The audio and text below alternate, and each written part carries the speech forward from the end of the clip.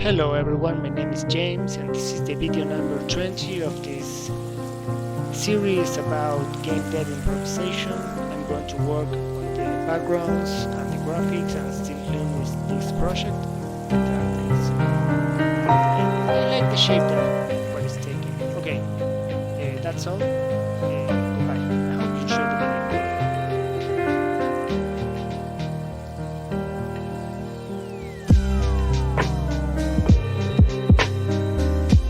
The title of these talks that I'm giving here is Mind Over Mind. And I'm going into all the various problems which have to do with the control of the mind. And so I might introduce what I'm going to say by saying it from different points of view. For example, if you're interested in communications, it will be the problem of feedback. Or if I may put it in theological terms, how does man follow the will of God if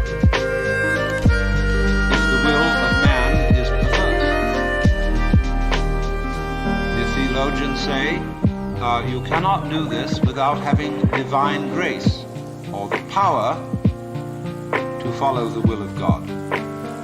How then do you get grace? Why is grace given to some and not to others? If I cannot follow the will of God by my own effort because my will is selfish, how will my will, which is selfish, be transformed into an unselfish will? If I cannot do it because I am already the selfish will, then grace must do it. If grace has not already done it, why not?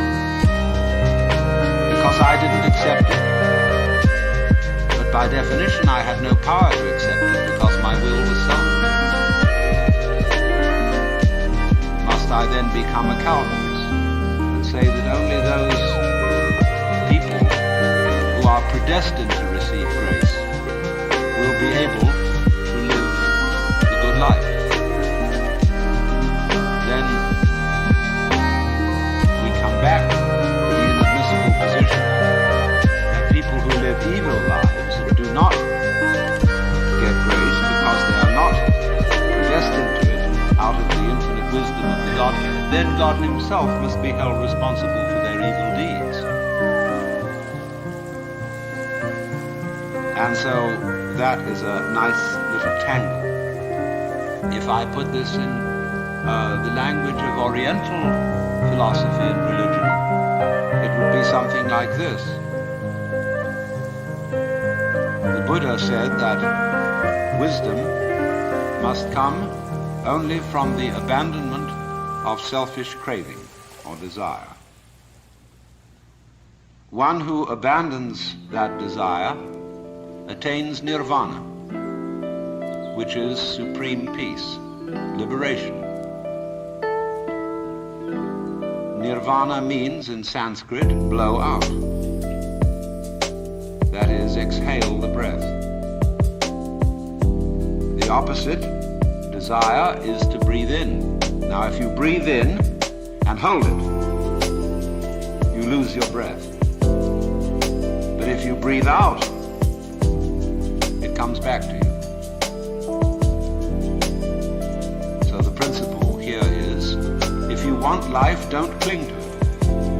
Let go.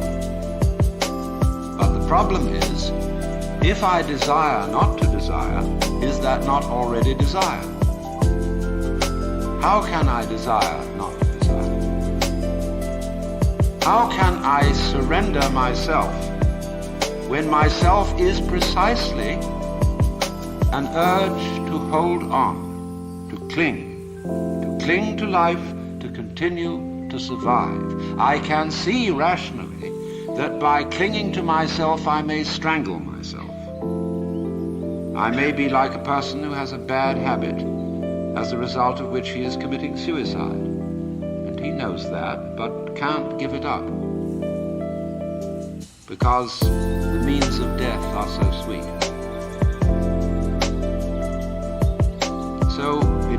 comes down to this basic question, that human beings have for a long, long time been concerned about transforming their minds. Is there any way in which one's mind can be transformed? Or is it simply a process which is nothing more than a vicious circle? I could ask, why have you come here this afternoon? What were you looking for? Would it be too presumptuous of me to say that you were looking for help? That you hoped you would hear somebody who had something to say that would be of help and relevance to you as members of a world which is running into the most intense difficulty. A world beset by a complex of problems, any one of which would be bad enough. But when you add together all the great political, social, and ecological problems with which we are faced, they are appalling.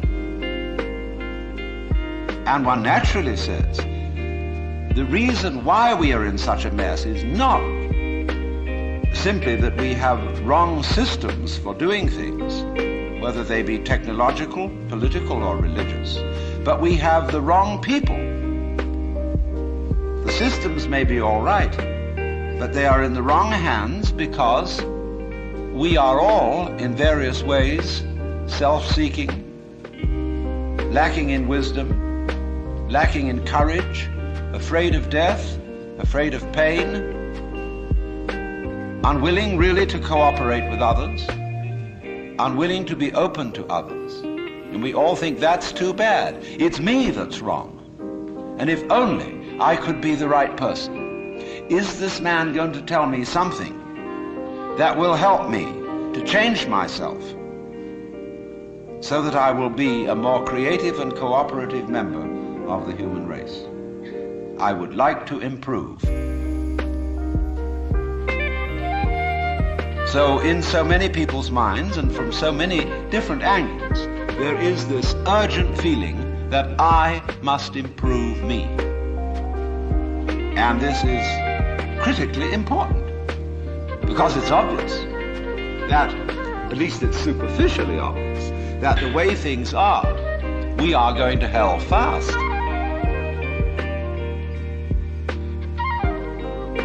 Now, in this question, can I improve me? There is the obvious difficulty that if I am in need of improvement, the person who's going to do the improving is the one who needs to be improved. And there immediately we have a vicious circle. All right, you want grace? Well, ask God, maybe he'll give it to you. And the theologian will tell you, yes, God gives his grace freely. He gives it to all because he loves all. It's here like the air. All you have to do is receive it. Or a more orthodox, a Catholic Christian would say, all you have to do is to be baptized, to take the holy sacrament of the altar, the bread and wine, the body and blood of Christ, and there is the grace right there. And it's given by these simple physical means so that it's very easily and readily available. Well, a lot of people got baptized, and it doesn't always take. People fall from grace. Why do they? You see, we're just talking about the same old problem, but we've put it a step up, but it's the same problem. How can I improve myself? Was the first problem. The second problem is, how can I accept grace? They're both the same problem. Because you've got to make a move which will put yourself out of your own control into the control of a better. If you don't believe in the Christian kind of a God, you can believe in the Hindu kind of a God, who is your inner self. You see, you've got a lower self, which you can call your ego. That's that little scoundrelous fellow that's always out for me. But behind the ego there is the Atman, the inner self, the inward light, as Quakers would call it, the real self, the spirit, which is substantially identical with God.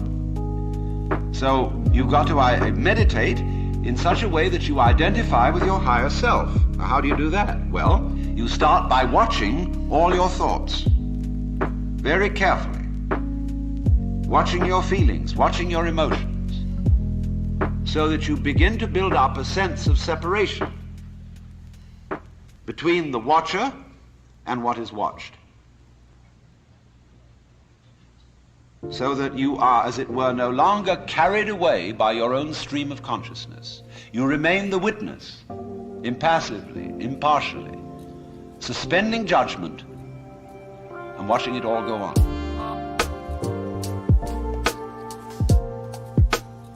That seems to be something like progress. At least you're taking an objective view of what is going on. You are beginning to be in a position to control it, but just wait a minute. Who is this self behind the self, the watching self? Can you watch that one? It's interesting if you do, because you find out, of course, that this is just as the problem of grace is nothing more than a transposition of the first problem. How am I to be unselfish? By my own power. It becomes, how am I to get grace by my own power? So in the same way, we find that the watching self, or the observing self, behind all our thoughts and feelings, is itself a thought. That is to say, when the police enter a house in which there are thieves, the thieves go up from the ground floor to the first floor. When the police arrive on the first floor, the thieves have gone up to the second, and so to the third, and finally out to the roof. And so when the ego is about to be unmasked, it immediately identifies with the higher self. It goes up a level, because the religious game is simply a refined and highbrow version of the ordinary game. How can I outwit me? How can I one-up me? So, if I find, for example, that in the quest for pleasure, the ordinary pleasures of the world, food, sex, power, possessions, all this becomes a drag. And I think, no, it isn't there. So I go in for the arts, literature, poetry, music. And I absorb myself in those pleasures. And after a while, they aren't the answer. So I go to psychoanalysis, you see. And then I found out that's not the answer. I go to religion. But I'm still seeking what I was seeking when I wanted candy bars. I want to get that goodie. Only I see now that, of course, it's not going to be a material goodie. All material goodies fall apart. Maybe there's a spiritual goodie. But in that quest, the quest is not different from the quest for the candy bar. Same old story, only you've refined the candy bar and made it abstract and holy and blessed and so on. So it is with the higher self. The higher self's your old ego. And you sure hope it is eternal, indestructible and all-wise. Then the great problem is how to get that higher self working. How does it make any difference to what you do and what you think? I know all kinds of people who've got this higher self going, practicing their yoga. But they're just like ordinary people, sometimes a little worse. And they can fool themselves. They can say, for example, well, my point of view in religion is very liberal. I believe that all religions have divine revelation in them. But I don't understand the way you people fight about it. You fight, say that we Jehovah's Witnesses have the real religion. Others say, well, we Roman Catholics have it. And the Muslims say, no, it is in the Quran. And this is the right way. And somebody else gets up, and he may be a rather highbrow Catholic, and say, well, God has given the Spirit through all the traditions, but ours is the most refined and mature. And then somebody comes along and says, well, as I said, they're all equally revelations of the divine. And in seeing this, of course, I'm much more tolerant than you are. You see how that game is going to work? See, I could take this position. Supposing you regard me as some sort of a guru. And you know how gurus hate each other. They're always putting each other down. And I can say, well, I don't put other gurus down. See, that outwits all of them. See, we're always doing that. We're always finding a way to be one up. And by the most incredibly subtle means. So you see that, you see?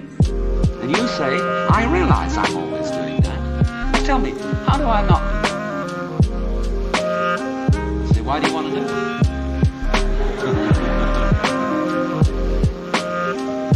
Well, I'd be better that way. Yeah, but why do you want to be better? You see, the reason you want to be better is the reason why you aren't. Shall I put it like that? We aren't better because we want to be. Because the road to hell is paved with good intentions. Because all the do-gooders in the world, whether they're doing good for others or doing it for themselves, are troublemakers. On the basis of kindly let me help you or you'll drown, said the monkey, putting the fish safely up a tree.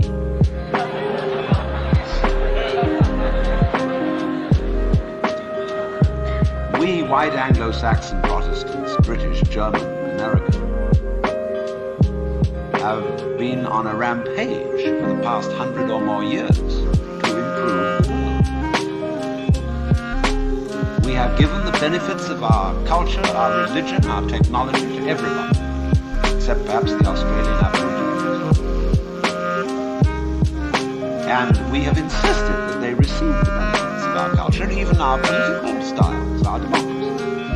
You better be democratic, or we'll shoot you. And having conferred these blessings all over the place, we wonder why everybody hates us. See, because sometimes doing good to others, and even doing good to oneself, is amazingly destructive. Because it's full of conceit. How do you know what's good for other people? How do you know what's good for you? If you say you want to improve, then you ought to know what's good for you. But obviously you don't. Because if you did, you would be improved. So we don't know. It's like the problem of geneticists, which they face today. I went to a meeting of geneticists not so long ago where they gathered in a group of philosophers and theologians and said, now look here, we need help. We now are on the verge of figuring out how to breed any kind of human character we would want to have. We can give you saints, philosophers, scientists, great politicians, anything you want. Just tell us, what kind of human beings ought we to breed? So I said, how will those of us who are genetically unregenerate make up our minds what genetically generate people will be? Because I'm afraid very much that our selection of virtues may not work. It may be like, for example, this new kind of high-yield grain which is made, and which is becoming ecologically destructive. When we interfere with the processes of nature, breed efficient plants and efficient animals, there's always some way in which we have to pay for it. And I can well see that eugenically produced human beings might be dreadful. We could have a plague of virtuous people. Do you realize that? Any animal considered in itself is virtuous, does its thing, but in crowds they're awful. Like a crowd of ants or locusts on the rampage. They're all perfectly good animals, but it's just too much. I could imagine a perfectly pestiferous mass of 1 million saints. So I said to these people, look, the only thing you can do, just be sure that a vast variety of human beings is maintained. Don't please breed us down to a few excellent types. Excellent for what? We never know how circumstances are going to change. Our need for different kinds of people changes. At one time we may need very individualistic and aggressive people. At another time we may need very cooperative, team-working people. At another time we may need people who are full of interest in dexterous manipulation of the external world.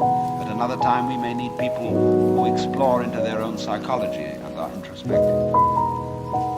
There is no knowing, but the more varieties and the more skills we have, obviously, the better. So you see, here again, the problem comes out in genetics. We do not really know how to interfere with the way the world is. The way the world actually is an enormously complex, interrelated organism. The same problem arises in medicine because the body is a very complexly interrelated organism. And if you look at the body in a superficial way, you may see there's something wrong with it. It's chickenpox. And there's spots that itch that come out all over the place. Well, you might say, well, spots are there, cut them off. So you kill the bug. Well, then you find you've got real problems. Because you have to introduce some bugs to kill the bug. It's like bringing rabbits into Australia. And that starts going all over the place and getting out of hand. And then you think, well, now wait a minute. It wasn't the bugs in the blood. There are bugs all over the place. What was wrong with this person that his blood system suddenly became vulnerable to those particular bugs? His resistance wasn't up. Therefore, what you should have given him was not an antibiotic, but vitamins. Okay, so we're going to build up his resistance. But resistance to what? You may build up resistance to this and this and this class of bugs, but then there's another one that loves that situation and comes right in. See, we always look at the human being medically in bits and pieces because we have heart specialists, lung specialists, bone specialists, nerve specialists, and so on. They each see the human being from their point of view. There are a few generalists, but they realize the human body is so complicated that no one mind can understand it. And furthermore, supposing we do succeed in healing all these people of their diseases, what do we then do about the population problem? I mean, we've stopped cholera, the black bubonic plague, we're getting the better of tuberculosis, we may fix cancer and heart disease. Then what will people die of? Well, then let's go on living. There'll be enormous quantities of us. Then we have to fix this birth thing. Pills for everybody. Then we find what are the effects, the side effects of those pills? What are the psychological effects upon men and women of not breeding children in the usual way? We don't know. And what seems a good thing today, or yesterday, like DDT, turns out tomorrow to have been a disaster. What seemed In the moral and spiritual sphere too, like great virtues in times past, are easily seen today as hideous evils. Let's take, for example, the Inquisition. In its own day, among Catholics, the Holy Inquisition was regarded as we today regard the practice of psychiatry. You see, you feel that in curing a person of cancer, almost anything is justified. The most complex operations, the most weird surgery. People suspended for days and days on end the end of tubes. With X-ray penetration, burning. People undergoing shock treatment. People locked in the colorless, monotonous corridors of mental institutions. In all good faith, they knew that witchcraft and heresy were terrible things, awful plagues, imperiling people's souls forever and ever. So any means were justified to cure people of heresy. We don't change. We're doing the same thing today, but under different names. We can look back at those people and see how evil that was, but we can't see it in ourselves. So therefore, beware of virtue.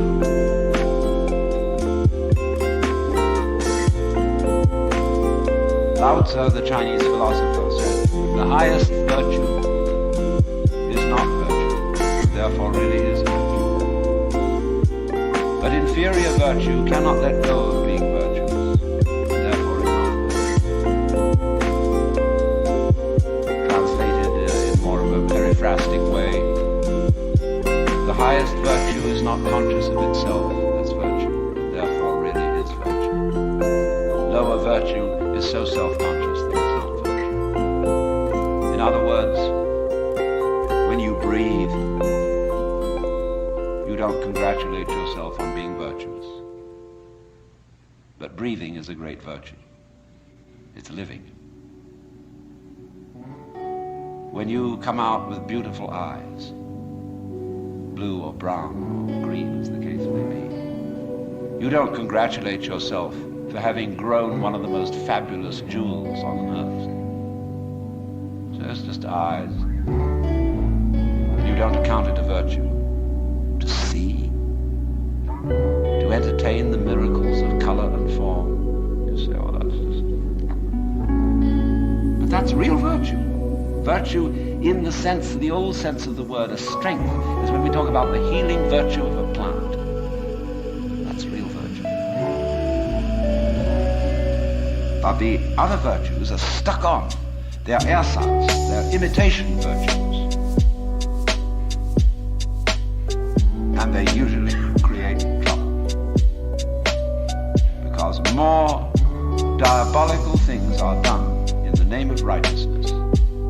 And be assured that everybody of whatever nationality or political frame of mind or religion always goes to war with a sense of complete rightness.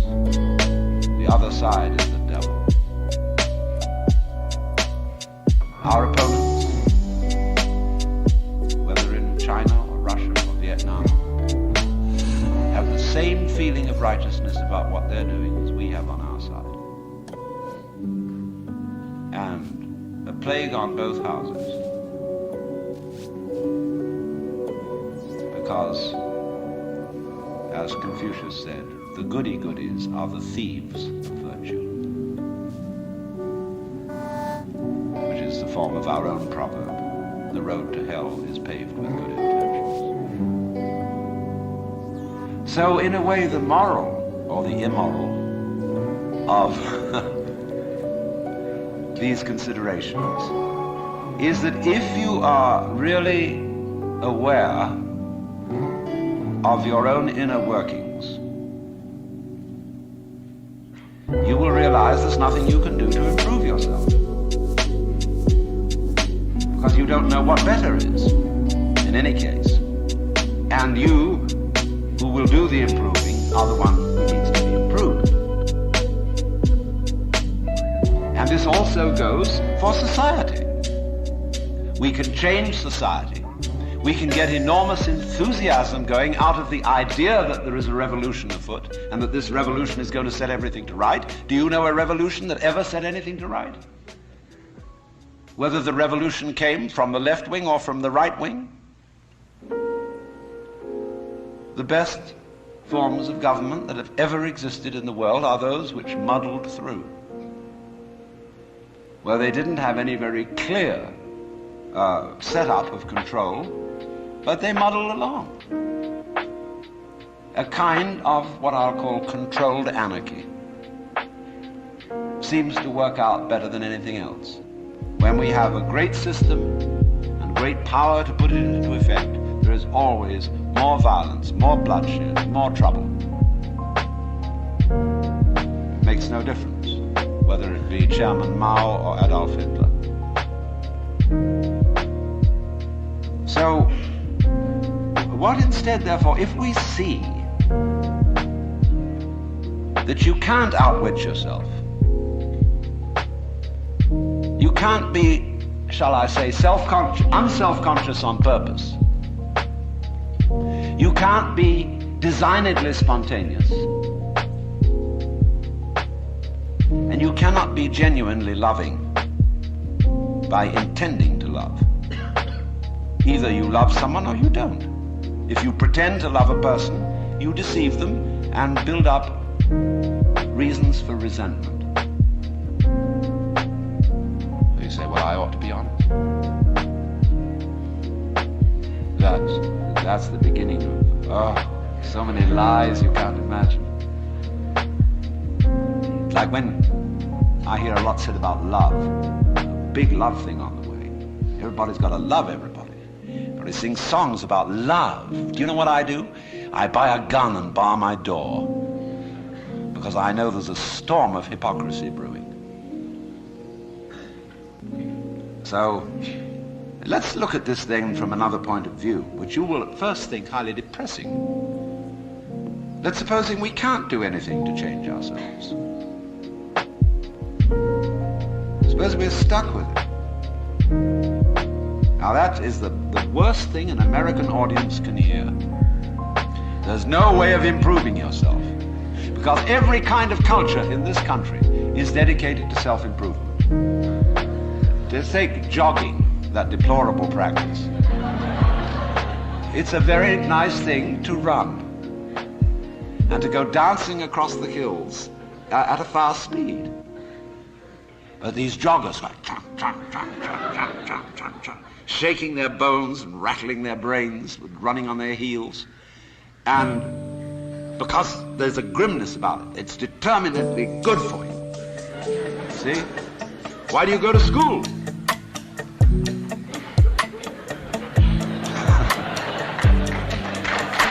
No. Now look. Now wait a minute. You may not clap when I'm through. There's only one reason for going to school. And that is that somebody's got something here, whether it's a professor or a library, that you want to find out. That you are incredibly interested in. How to write Chinese characters, or how to understand botany. And you would like to know. You're just interested in flowers. And you would like to find out everything there is to be known about them. That's the point of coming. Or you might like to know how to practice yoga. The course is now being offered at UCLA on Kundalini Yoga for credit. Pretty funny. When I think back 10 years. But the whole point of coming to school is that you're interested in something. You don't come to improve yourself. But the trouble is that the schools got the wrong idea. They gave people honors for learning. And the reward for studying French should be the ability to speak French and enjoy reading French and having fun with French people. But when you get a degree for it, then the degree becomes the point in a game of one-upmanship. And of course, one-upmanship is the main business of the educational community today. You learn all the rules of how to be a good professor. It's instructive to go to a professional professor's meeting. In my field, which is philosophy, you go to the Congress of Philosophers, and you'll find when they all get together in the bar or in the restaurant or somebody's room, the one thing they don't talk about is philosophy. It is very bad form indeed to show interest in philosophy among your colleagues. The same is exactly true in clergy gatherings. They don't talk about religion. What they both talk about is politics. Church politics and academic politics. Because it's bad form to be brilliant on the faculty. Because it outclasses your colleagues. Therefore, faculty people tend to cultivate a studied mediocrity. And you've got to watch out for that. I mean, if you get mobs of students coming to your lectures, you get pretty black looks from your colleagues. And then, of course, there's a whole world of one-upmanship in research and publication of learned papers. What's the relative quantity of footnotes to basic text, footnotes on footnotes, and the various ways of making your bibliography painfully accurate. And it's endless. But you see what it is. It's scholarship about scholarship, not scholarship. Just as learning, because learning is good for you, is irrelevant to learning. The whole idea of improving yourself by learning is irrelevant to the learning process. And in the same way, doing business is doing business. Doing business, such as manufacturing clothes, is a very good thing to do.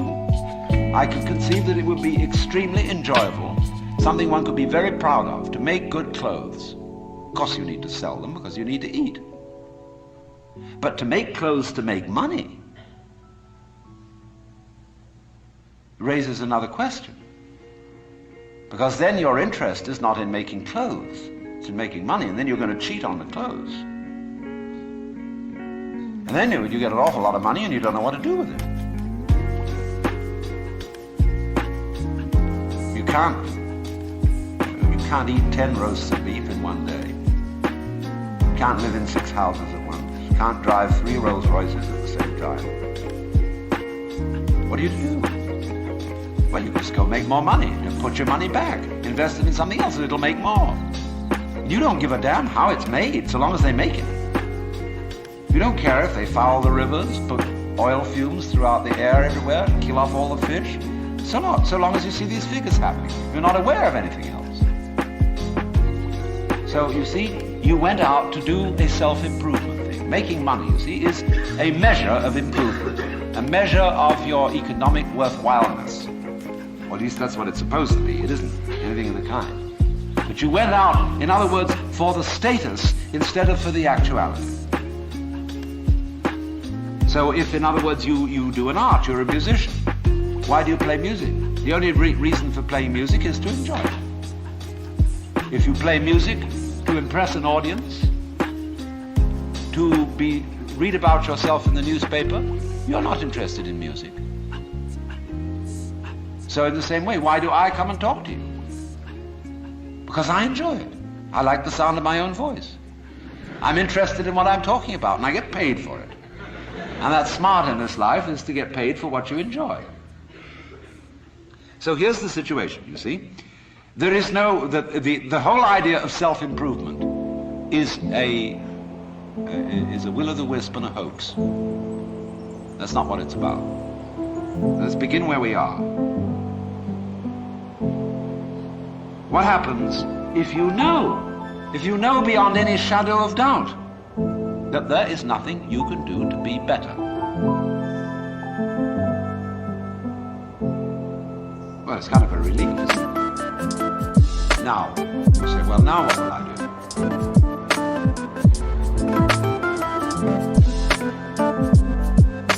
See, there's a little fidget that comes up. Because we're so used to making things better. Leave the world a better place than when you found it, sort of thing.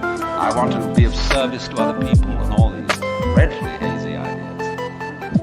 And so we think there's that little itch still. But supposing instead of that, seeing that there isn't really anything we can do to improve ourselves or to improve the world, if we realize that that is so, it gives us a breather in the course of which we may simply watch what is going on. Watch what happens. Nobody ever does this. Therefore, it sounds terribly simple. It sounds so simple that it almost looks as if it isn't worth doing. Have you ever just watched? Watch what's happening. And watch what you are doing by way of reaction to it. Just watch it happen. And don't be in a hurry to think you know what it is. In other words, people look at and say, well, that's the external world. Oh, how do you know? The whole thing, from a neurological point of view, is happening in your head. That you think there is something outside the skull is a notion in your nervous system. There may or may not be, but it's a notion in your nervous system. You think this is the material world. Well, that's somebody's philosophical idea. Or maybe you think it's spiritual. That too is somebody's philosophical idea. This real world is not spiritual. It is not material. The real world is simply